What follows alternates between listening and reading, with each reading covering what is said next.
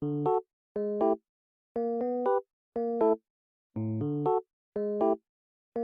guys, nice to see you again. How are you? I hope you guys in a good condition. We are here want to show you guys our presentation. But before we start, I will introduce to you our partners. The first speaker is Junior Tiris Mauli. The second speaker is Ella Sibarani. The third speaker is me, Lydia Evaluta Barat. The fourth speaker is Deborah Huta Barat.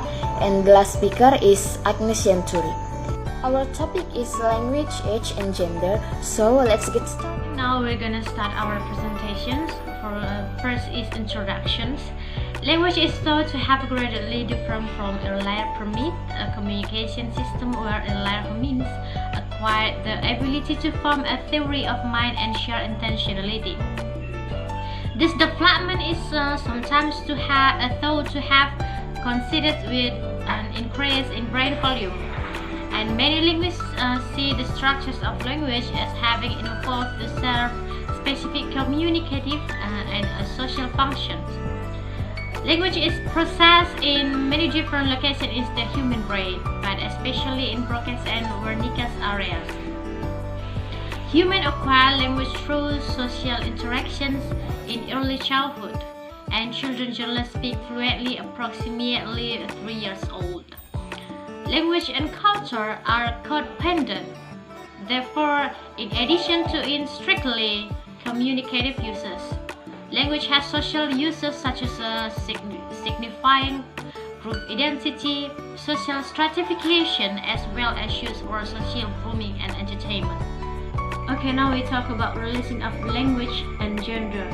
Certainly, women's speech differs from men's speech, and women and men use language differently due to the styles, registers, and the way of using language, interaction, though, culture and linguistics, attitude, genders, politeness, and stereotypes.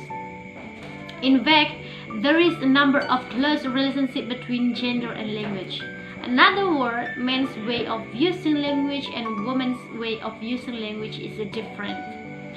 It is because of structure of the language, norm of the society, or people of the society who use the language.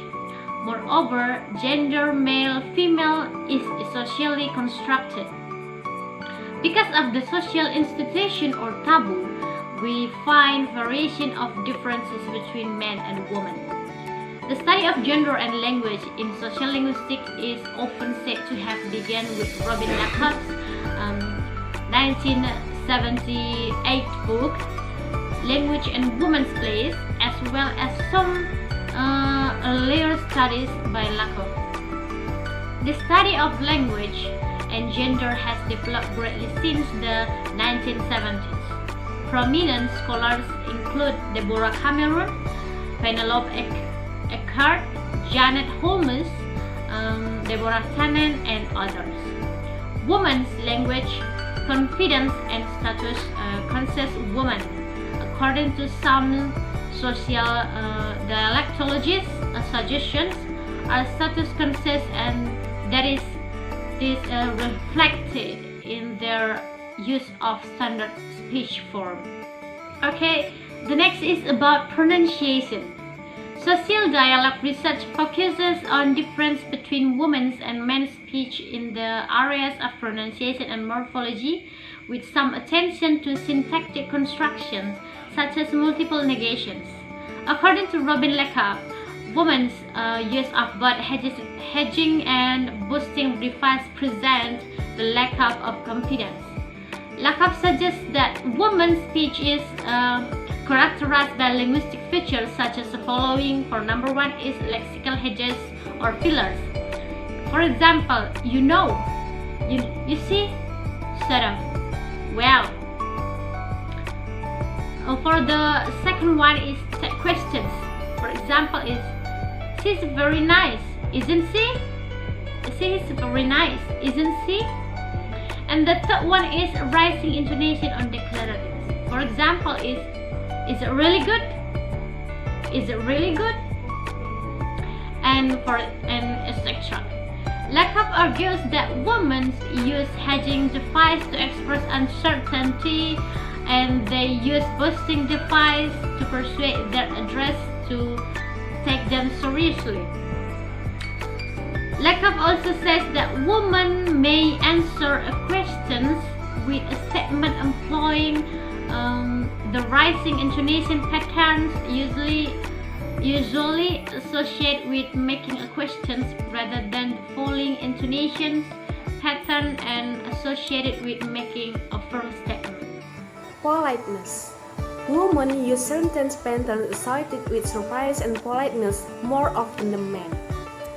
Women language was described as weak, unassertive, tentative, and women were presented as losers as victims. Research argued that the women use more text than the men, but they do not use them for the same purpose as the men. Women put more emphasis than men on the polite or effective functions of text, using them as a selective, positive politeness device. Men, on the other hand, use text for the expression of uncertainty. Instructions. There are many features and interactions which difference the talk of women and men. Women tend to interrupt kids less in conversation and to be more attentive listeners concrete to ensure others get a chance to contribute. The men. Women's tongues are like lamb's tails. They never steal. Most the research evidence points out the other way. In wide range of context, particularly non-private ones such as a television interview, staff meeting, and conference discussion, where talking may increase the status men demand the talking time. In the same gender, interruptions are pretty evenly distributed between speakers. In the same-sex pairs, A. Men occur more with other men. B. Women are more dramatic with other women. While men and women are both quality interrupt, there are some significant differences. Men interrupt overall more often than women. Men interrupt other women more often than interrupt men. Men are more successful at talking and mentioning on the floor. Women interrupts the first question and or supportive statements, or yeah, right, I see, is that so? Holmes, on the other hand, found that its doctor-patient conversation female doctor were interrupted more often than male patients. In addition, in business organizations, men but not women tended to domain in instructions. West came to similar conclusion in her study of interaction between doctor and patients. Okay, the next slide is competitive versus cooperative. It's found that women are more supportive and cooperative conversationalists, and men are more competitive conventionalists. A research on the Malaysian community, women's speech is more direct than men's. It's women who handle the bargaining necessary in the marketplace, and it's the women who deal with family arguments and disagreements. Men's speech in this community is indirect and circumlocutionary. In general, research on conversational interaction reveals women as cooperative conversationalists, whereas men tend to be more competitive and less supportive of others. Topic of conversations between men and women. In conversations involving members of both sex, men speak more than women. The topics of the conversations also vary. Men, competition and teasing, sports, aggression, business, politics, legal matters, and taxes.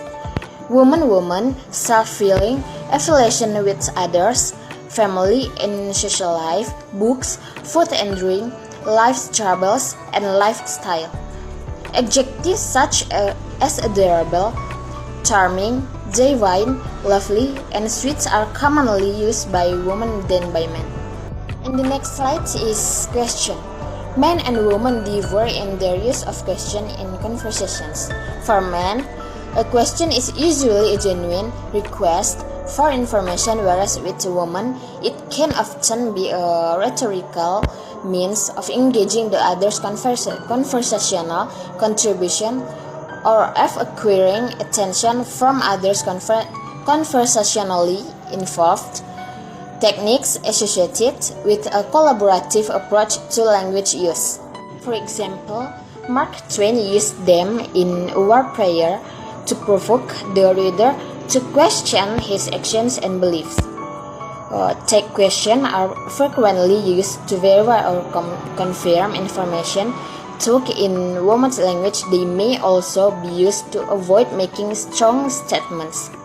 Turning as the work of Victoria de Francesca shows, female linguistic behavior characteristically encompasses which is opposed centering on their own point or remaining silent when presented with such implicit overs of conversational turn-taking as are provided by hedges such as why no and isn't it. This desire for turn-taking gives rise to complex forms of interaction in relation to the more regimented form of turn-taking commonly exhibited by men. Okay, I will continue the next slide. Change the topic of conversation. According to Berzdorfelen in the study on same-sex friend in interaction, males tend to change subject more frequently than females.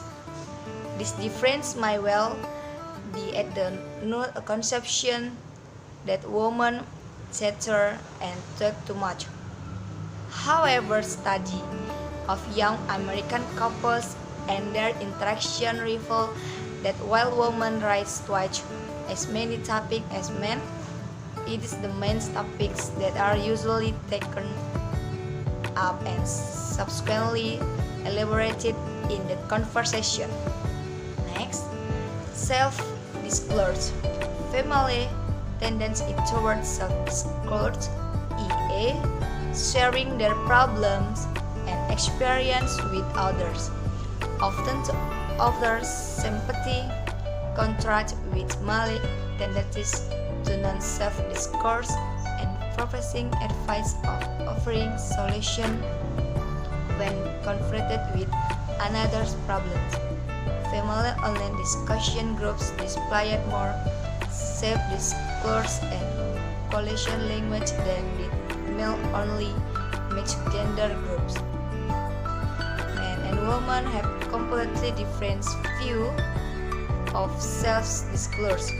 Developing a close relationship with another person requires certain level of intimacy.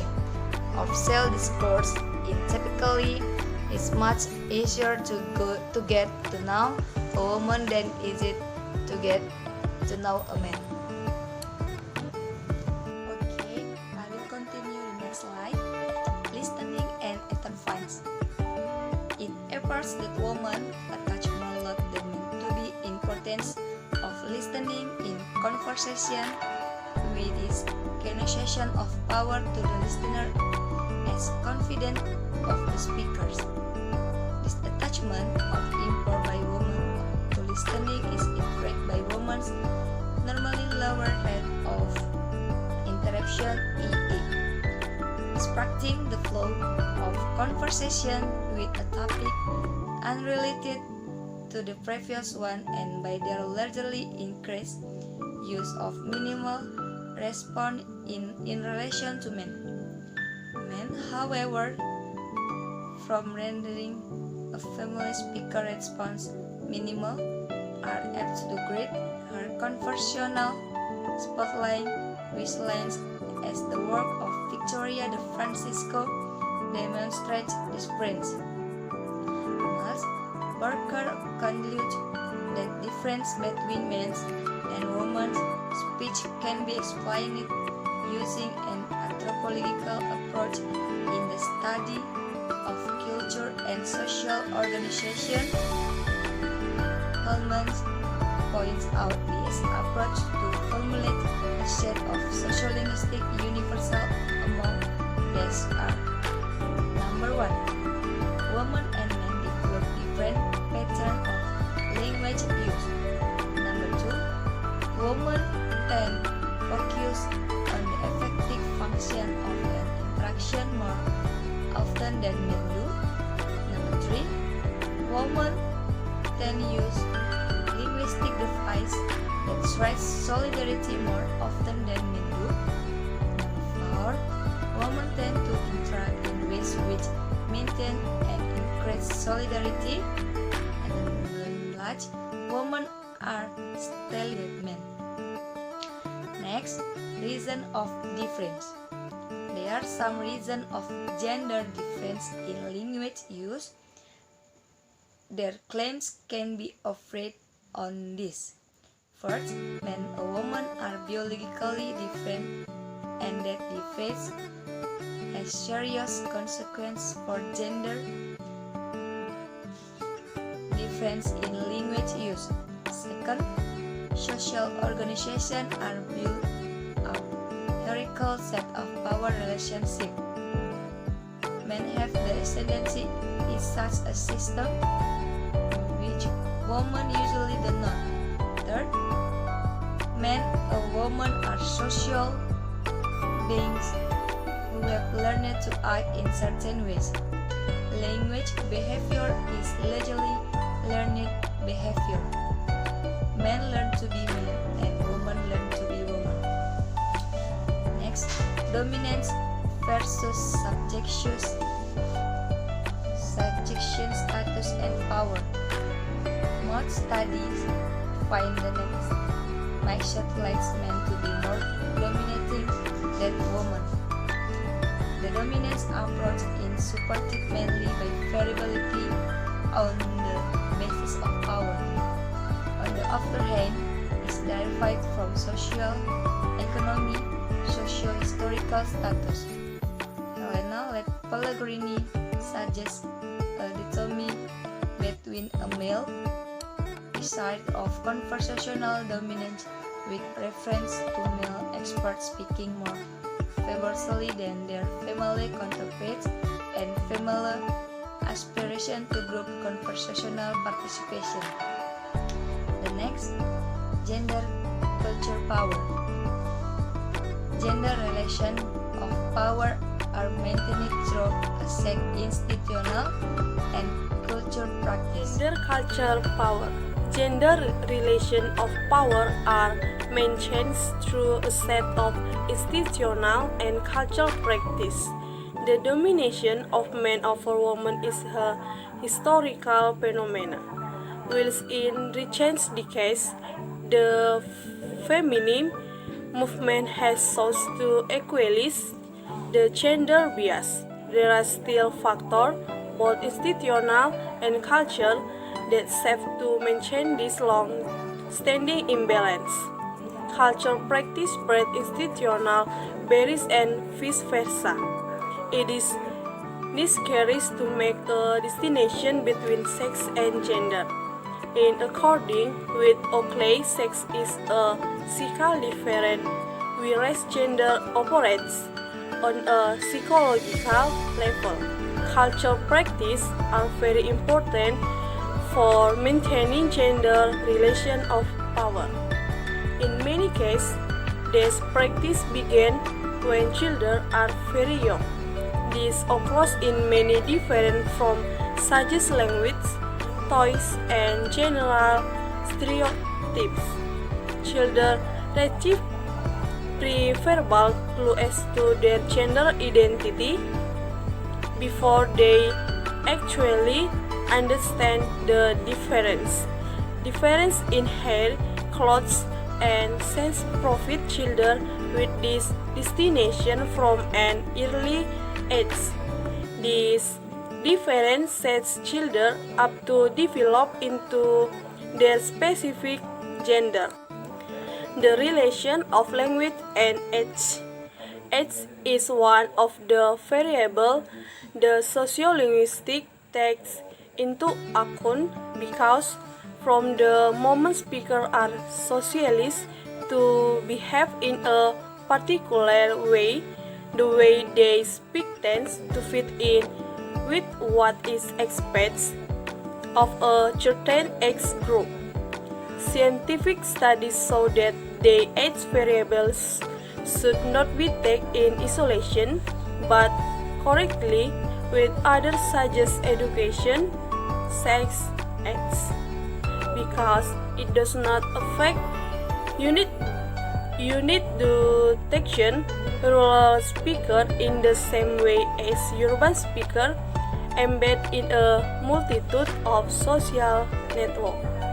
Moreover, the cut-off points between age that once made up rigid states have become a much more flexible continuum with fuzzy age. Today, adolescence spill over into the end of what was once considered childhood, and youth stretches well into what was once adulthood, while maturity has also been shifted with a delay in old age. Young people language reflects part of this path toward linguistic maturity at a life stage that is highly receptive to any social label, enabling identification with her pace. Specialists have come to consider it a group language, a language that plays at breaking away from the community, is especially receptive to fashion, slang, and expressiveness with its own hallmark that are willfully rule-breaking and counterculture. Between the young and old, there is an intermediate group, young people who have reached maturity, who are linguistically mature but conserve some of the manner of speech that were once innovative, breaking away from the norm and which characteristic them as a generation. Because one should not forget that linguistic attitude changes with age, although they are driven by the shifting concept of prestige. The evolution is clear. The older the individual, the more linguistically conservative and the more sensitive to the norm. The younger, the more receptive to innovation. Older people tend to follow what they consider the norm more closely than young people, who are more inclined toward innovation, rule-breaking, or adopting trends that identify them as a distinct group from others. Okay, that's our presentation. If we have a mistake or our explanation not clear, we apologize to all of you and especially to our lecturer. Thank you for your attention and see you.